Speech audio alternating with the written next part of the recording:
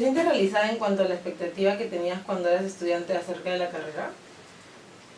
Yo me siento muy realizada, pero lo que hago ahorita no tiene casi nada que ver con lo que yo pensé que haría cuando salí de la carrera, y mucho menos cuando entré.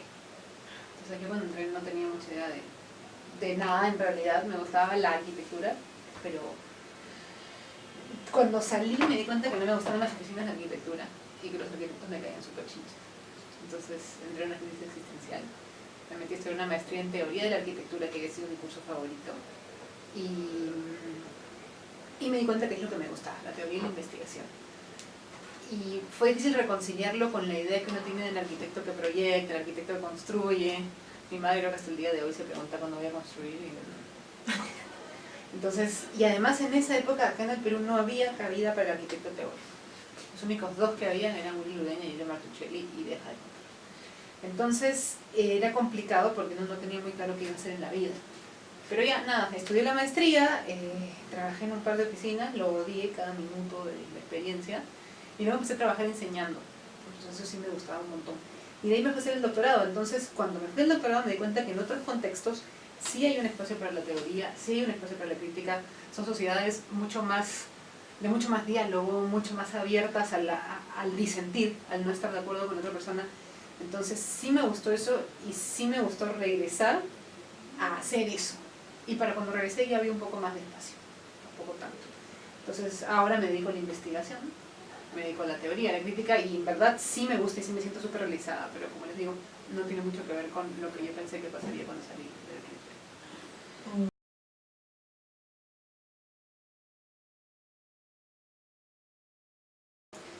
No, yo creo que nunca un logro es más importante que un proceso.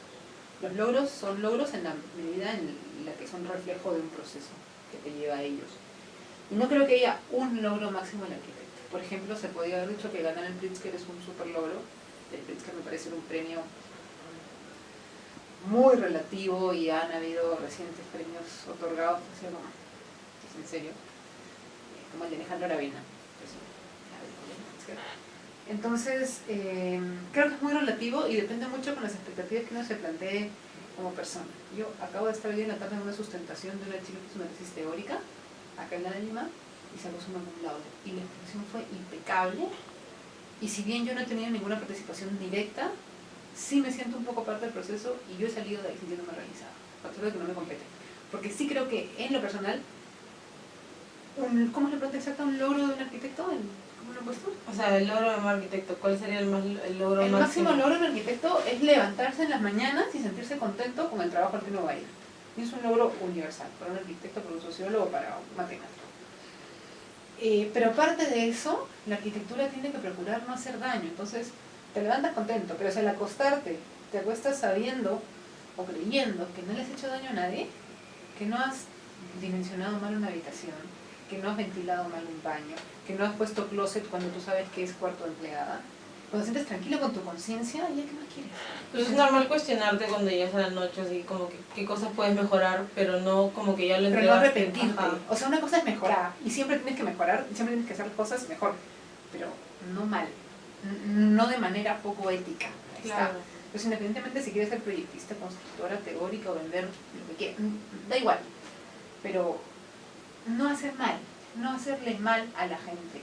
En el arquitecto hay mucha responsabilidad social que yo creo que las carreras de arquitectura no están tratando de manera ética. No se habla mucho de la responsabilidad social del arquitecto, que es enorme.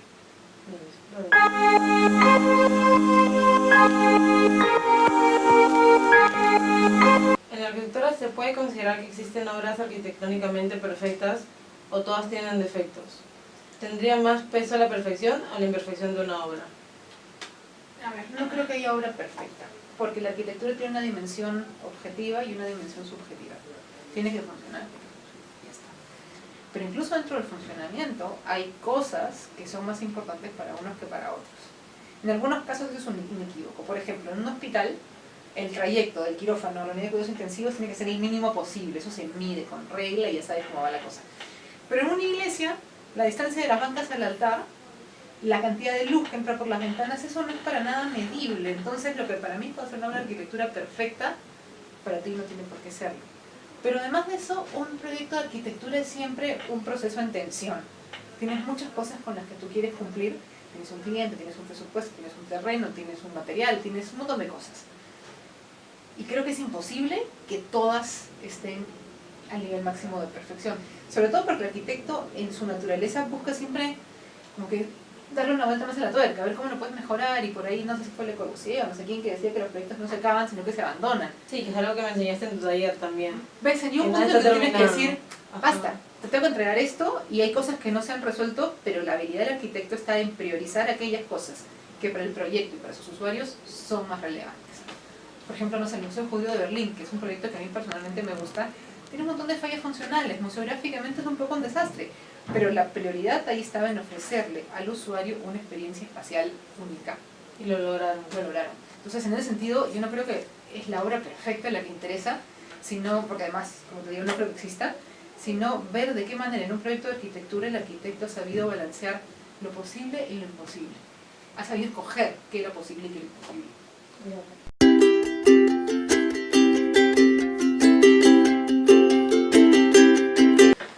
Es que hablar de la arquitectura del Perú es como bien genérico.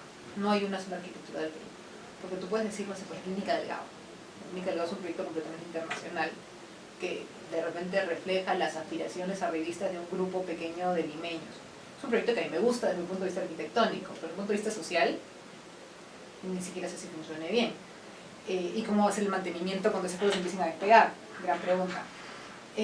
Pero yo creo que si es que partimos de que la sociedad peruana es fragmentada, es plural, está en constante conflicto, son muchos grupos conviviendo un poco a la mala en una ciudad muy compleja, entonces el caos que vivimos día a día y lo anónimo de la arquitectura que vemos día a día es un reflejo perfecto de una sociedad caótica y anónima. Entonces, Eso es verdad. no hay una arquitectura peruana, o sea, hay miles de arquitecturas locales, algunas buenas y otras muy malas, y muchas, que es más triste todavía, anónimas.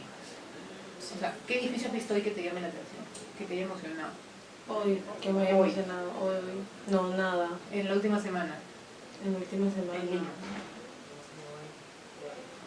En Aramburu con Arequipa, Ya. el edificio que está, el de la torre de la derecha, que es escalonado, Ya, el del acuerdo de Cartagena. ya, ese me llamó la atención. Uno en una semana. Sí, Pero está bien, te has fijado en un edificio. pero no me fijaba, había mucho tráfico ese día. Está bien.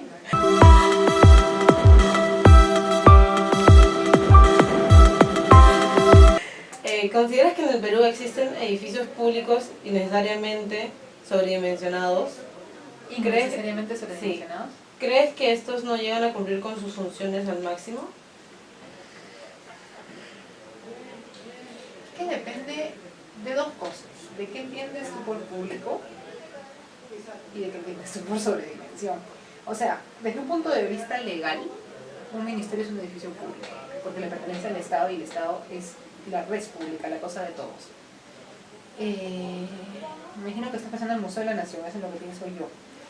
En ese sentido, ese edificio, que es un edificio público que nació con el Ministerio de Pesquería, etcétera, etcétera, tiene muchos espacios muy amplios que de repente están subutilizados, pero que respondían a una voluntad del proyecto de expresar ideas que trascienden a la funcionalidad. Entonces, en cuestión de costo de metro cuadrado dividido entre la cantidad de impuestos que pagan los contribuyentes, no, pues no funciona. Pero si vamos a jugar a los edificios siguiendo esa norma, vamos a ser arquitectos, vayámonos a hacer otra cosa, porque la arquitectura no es la actividad de medir metros cuadrados y ver cómo hacemos la mayor rentabilidad de suelo. Para eso están las inmobiliarias y lo están haciendo pésimo. Es en paneles de abeja. Han hecho. Y además éticamente incorrecto. O sea, sí, yo no sé cómo esa gente se va a dormir sin yo creo que se pepean porque no lo veo normal o no tienen moral. Pero cuando tú ves un edificio público, sobre todo público, el costo por metro cuadrado no puede ser tu variable más importante, a pesar de que es la plata de todos. Porque tú quieres que un edificio público represente de alguna manera y sea usado y aprovechado por la gente, por el público. Entonces, si te pones en ese plan de si están sobredimensionados o no, la pregunta es si es que esa sobredimensión responde a alguna otra razón de carácter social, histórico, cultural. Claro, si tiene un porqué. Tiene un porqué que trasciende la función y trasciende el costo.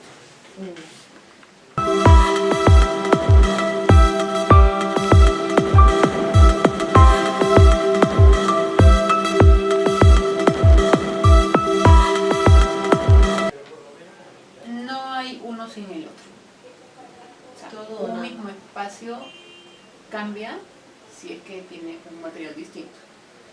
Y un mismo material puede ser lucido o puede irse al tarro si es que el espacio no está bien proporcionado o no está de acuerdo al material.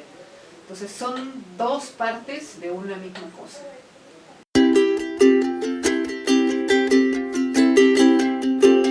Así que, por supuesto. Caminar al lado de un muro ciego te vas a sentir que te van a raptar, matar, violar y en fin, ¿no? Sí, claro que sí. No solamente la arquitectura del muro ciego, que eso no es arquitectura, es un muro ciego, sino en algunos casos, no sé, por las urbanizaciones que se construyen con una pequeña puertita y una pequeña ventanita, o cosas no muy arquitectónicas, sino más bien urbanas, como que no haya vereda, o que la vereda es así. Si tú sales acá de la de Lima y te pones a pasear a pie de las cuadras alrededor, Horrible. no hay veredas, te atropellan los carros más que van embalados. Y luego por acá hay un montón de urbanizaciones, a mí me pasa cuando quiero poner el Waze, que es algo, me cuadro un poquito, ni siquiera en un garaje, al lado de una puerta, y hay un guachimán que toca una sirena. Entonces, y la primera vez me asusté y salí corriendo. ¿Qué pasa? O sea, y me quedo ahí, ¿no? Ay, pues tócame la sirena, y ahí sentada. No, o sea, es mi calle, es mi espacio público. Y eso es súper agresivo. Yo sé que no es arquitectónico, pero está construido de modo tal de avalar una cultura muy agresiva con lo público, la cultura de lo privado, ¿no? Y algo que yo me acuerdo, que en taller 4 iba a hacer una esquina y me dijiste que no la haga porque si tú volteas te iban a robar y que te causaba inseguridad. La esquina Entonces puede todos los pasar. talleres no hago ninguna de las esquinas así. Es como Surquillo. Surquillo es un distrito inseguro, sí, es cierto, pero es una percepción más que una realidad. Justo te dice sobre Surquillo y los números dicen que no es tan inseguro, o sea, que es tan inseguro como San Isidro en cantidad de robos. Si todo está enrajado en realidad. Pero las esquinas de Surquillo son todas cortadas. De modo tal que cuando uno camina, uno tiene un manejo mayor del espacio. Entonces, si las calles son oscuras, de repente el barrio te da una sensación, pero espacialmente no hay esta esquina ciega que sí hace que sientas que algo te puede pasar, que no sabes si atrás hay alguien. Claro.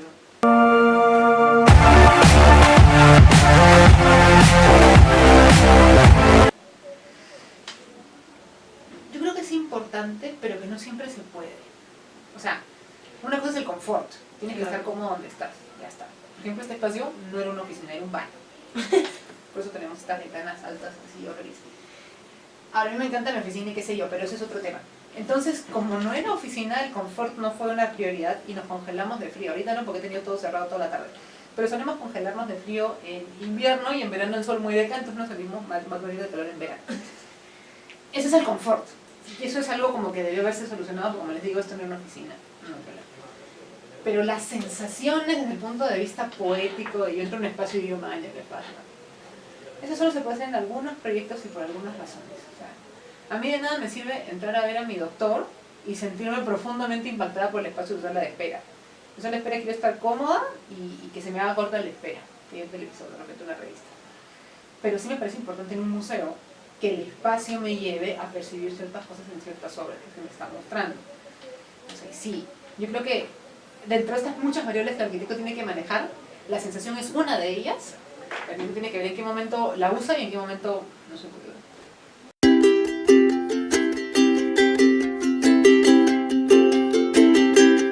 Depende para qué la uses.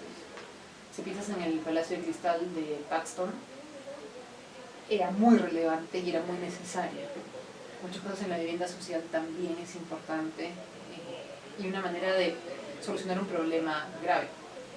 El problema es cuando la arquitectura modular, cuando la arquitectura se pone en servicio del módulo y no el módulo en servicio de la arquitectura, cuando se va al diablo.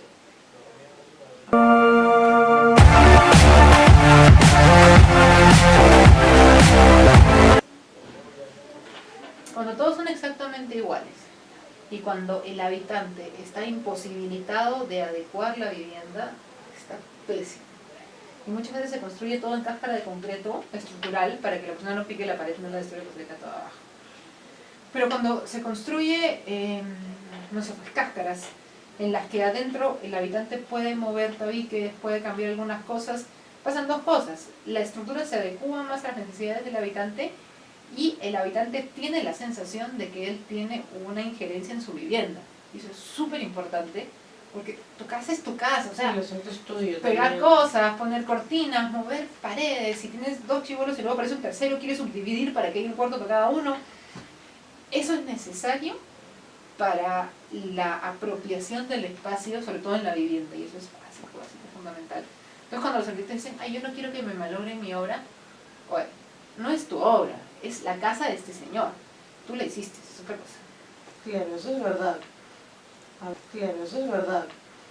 A ver, ¿cuál es tu opinión acerca de los edificios multifamiliares que actualmente se construyen en Lima? ¿Consideras que aportan algo a la ciudad? Son una porquería. Algunas excepciones son rosas, pero en general son muy malos.